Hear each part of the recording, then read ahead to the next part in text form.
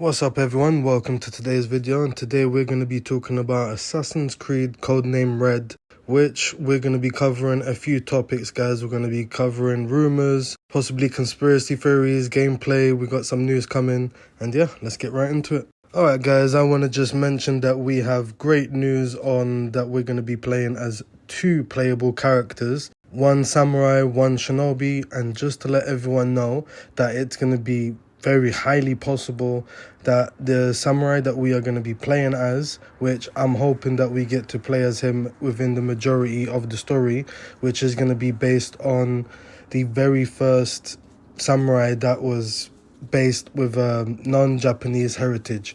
And this is going to be a lot of fun, guys.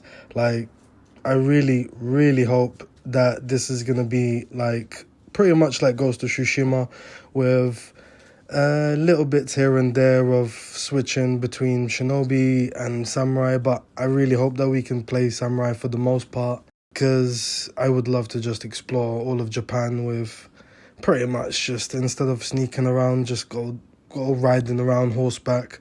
So I think that would be a lot more entertaining in my opinion. But with that being said, we might have it set up in a way that it's going to be pretty much like how Bayek and Aya's layout is in Assassin's Creed Origins, with you majority of the time you play as Bayek, and then just certain missions you play as Aya.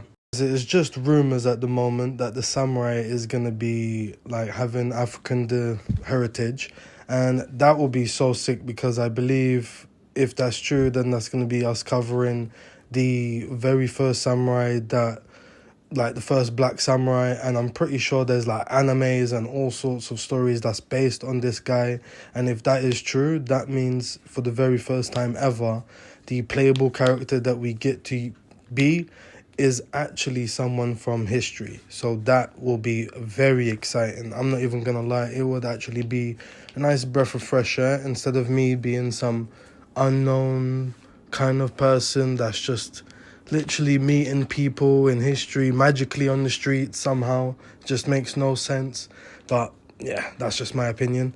And yeah, we're going to be going into the shinobi, and the shinobi is possibly going to be having African descent as well. And these are just rumors, or it's just going to be another Japanese person. But we're gonna see for the next coming weeks if there's gonna be anything confirmed on that. Okay guys, now let's talk about the map size very quickly. And from rumors, it's kind of rumors, it's kind of been we've heard that from a few people that's worked in Ubisoft, that it's going to be pretty much the size of it's going to be the second biggest map possibly. And this map is going to be just a slightly bit bigger than Valhalla and smaller than Odyssey, of course. So it's going to be very interesting. It seems like they've got all of Japan in there. And it seems like they're going to have all the different like islands and everything, and it's going to be it's going to be interesting how they're going to pull it off. And also I have to say that it's going to be based on Fudo Japan. So if it's going to be made by the same guys as Odyssey, we're probably going to, as we're running around, if we are a wanted samurai, probably go rogue, probably go a bit Ronin or something like that. I'm guessing that we're going to have different types of warriors, different types of samurais being sent against us. And yeah, we're going to have to see how the story unfolds. Now thinking about it, I won't be surprised if the story unfolds as like you're a samurai, but these times, like you'll see from the shinobi side that they get a contract to kill the samurai character, and then maybe the shinobi meets the samurai, and I don't know, maybe they fall in love. Maybe those crazy scenarios. Alright guys, keep in mind that they do want to be bringing back some features which used to be in some of the old Splinter Cell games, which is going to be similar to, like, you know, when you're in a room and certain locations, you'll probably be able to turn off the lanterns, probably, like, you know, make areas more darker so you can actually be more submerged in darkness. They're going to have more like tall grass, so you can go around like parts of Japan more smoothly, which it would make sense. I'm pretty positive that they're gonna pretty much go with what everything Ghost of Tsushima is doing right, and they're gonna go with that approach. Just try to do it a bit more like their way, or we're gonna see if they can actually pull it off.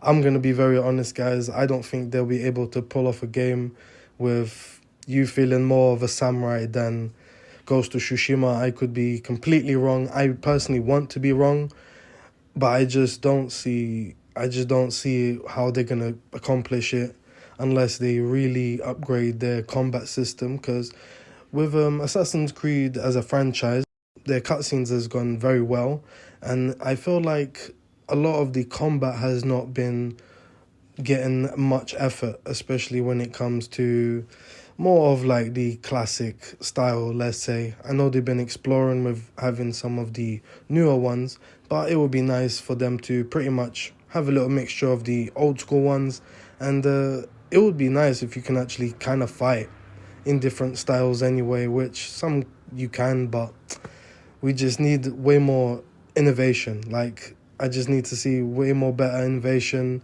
and it'll be so nice.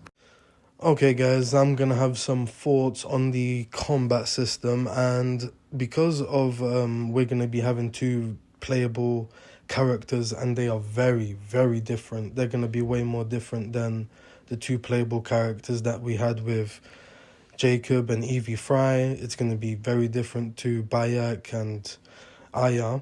So I'm expecting two very different trees, like the ability trees and all of that. And with us playing as the samurai, I don't really see us we can definitely use like a spear, maybe a few other weapons here and there, but with the sword, with the actual katana itself, I'm expecting them to have like some different stances, very close to Ghost of Tsushima.